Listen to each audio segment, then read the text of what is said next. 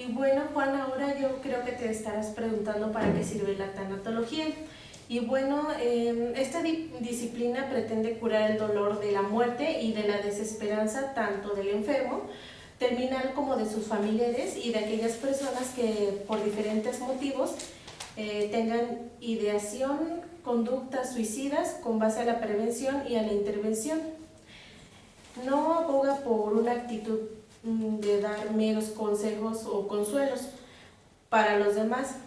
Ayudar a morir será una meta tanatológica cuando la muerte de un paciente está cercana, pero no a la finalidad principal. Y bueno, la doctora Elizabeth Kubler-Ross nos dice que la muerte siempre sucede y hemos aprendido a lo largo de la vida que este es un suceso inevitable que pasará. Sin embargo, también podemos llegar a aprender que es posible llenar de sentido una pérdida y dar significado a una muerte o a la oportunidad de un nuevo comienzo. La doctora Elizabeth Kubler-Ross menciona en su libro La muerte, un amanecer, las 5 fases del duelo. Y bueno, entendemos por un duelo, Juan, que es el proceso psicológico al que nos enfrentamos tras las pérdidas, que consiste principalmente en la adaptación emocional de estas. Si bien se trata de una experiencia compleja que engloba también factores fisiológicos, cognitivos y comportales, entre otros. Por definición, la pérdida de cualquier objeto de apego provoca un duelo. Si bien la intensidad y las características de este pueden variar en gran medida en función del grado de vinculación emocional o de la propia naturaleza de la pérdida. Y bueno, las pérdidas no siempre son físicas, como lo decía anteriormente, sino que también pueden tener carácter abstracto. Y bueno, Elizabeth Kubler-Ross nos menciona 5 fases durante el duelo y las llama fases del duelo.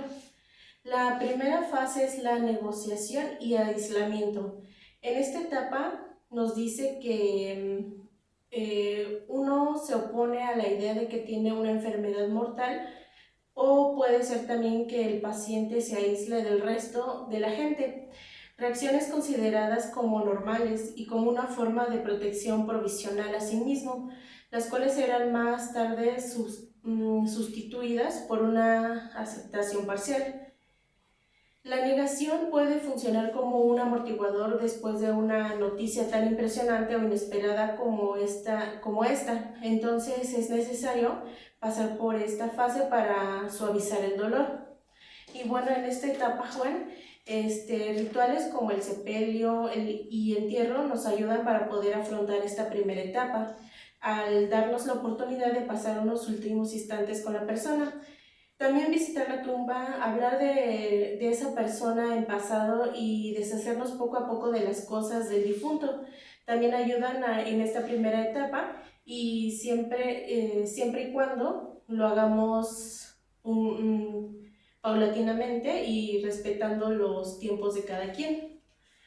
Después viene la segunda fase, es la ira. Esta sustituye la negación que tiene el paciente por los sentimientos de rabia, coraje, envidia y resentimiento. Aquí, Juan, surgen todos los por qué. Los pacientes moribundos suelen quejarse por todo les parece mal y es criticable, pudiendo responder después con culpa, vergüenza, dolor y lágrimas. Esta es una fase difícil, pues la ira se desplaza en todas direcciones, incluso injustamente, y en muchas ocasiones los que están cerca del enfermo no se preguntan el porqué de su ira y lo toman personalmente, cuando esto en verdad es parte del proceso. Aquí se puede recomendar a quienes rodean al paciente no reaccionar con más ira, pues esto puede provocar una conducta hostil, y en él se puede aconsejar que en lugar de esto acepte la ira irracional del afectado, entendiendo que al expresarla le ayudará a aceptar mejor su pérdida. Entonces, para esta etapa podemos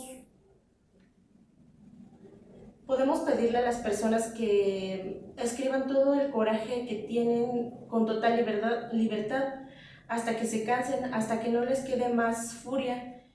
Esta misma técnica la podemos utilizar con los dibujos, rayones o los 3 elementos juntos.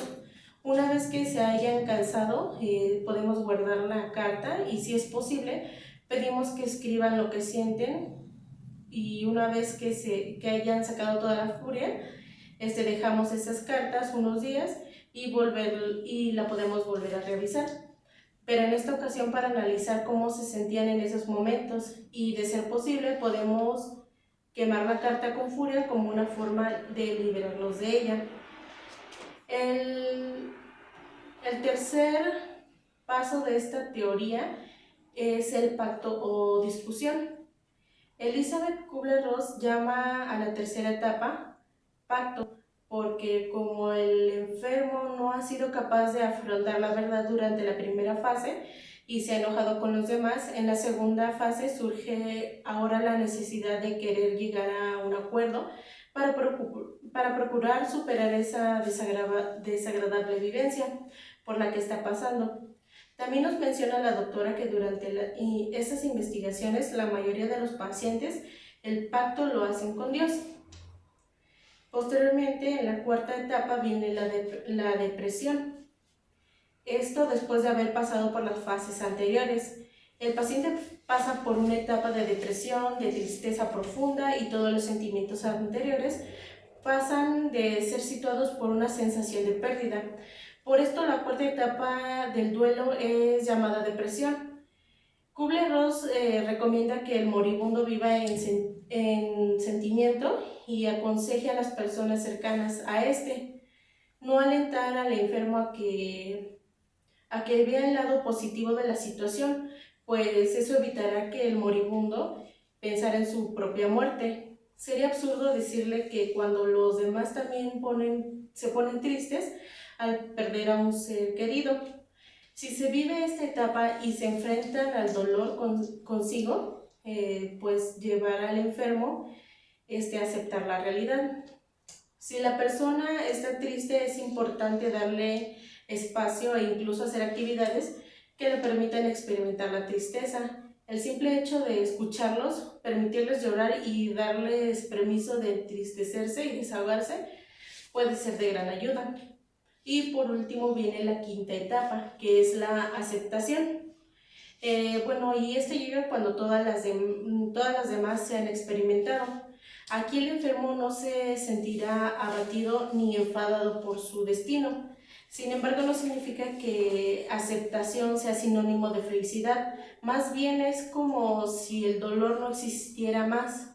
En esta etapa es normal que el doliente se sienta débil o cansado, y por ello tenga la necesidad de dormir o descansar, aunque de diferente manera que en el proceso de depresión. Ahora es con tranquilidad, muy parecido al sueño de un bebé recién nacido.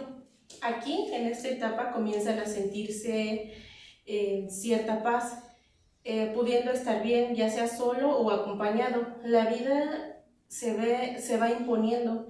En esta, la sabiduría y la estabilidad emocional de aquellos que rodean a la persona es bastante importante, así como las creencias espirituales sobre la muerte. ¿Ya?